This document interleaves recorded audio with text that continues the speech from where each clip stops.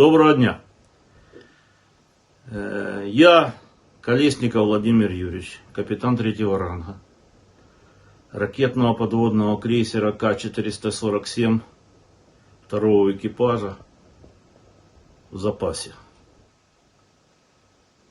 Я призываю своих коллег, побратимов, подводников, военно-морских офицеров.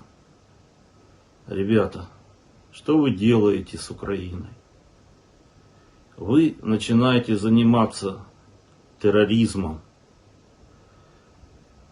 Офицеры, командиры подводных лодок Черноморского флота, старшие помощники, командиры БЧ-3, БЧ-7, вы бомбите мирный город с помощью своих калибров.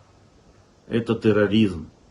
И когда придет Нюрнбергский процесс, вы не будете говорить, что вы выполняли приказ кремлевского карлика.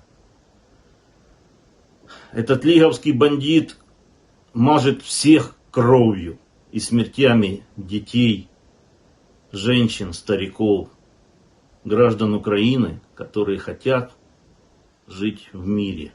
Всегда жили в мире с Россией. Срочно делайте выводы. Срочно убирайте вашего карлика.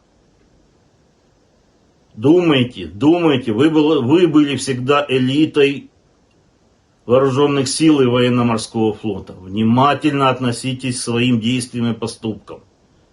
В любом случае нужно будет отвечать перед собой, совестью и миром.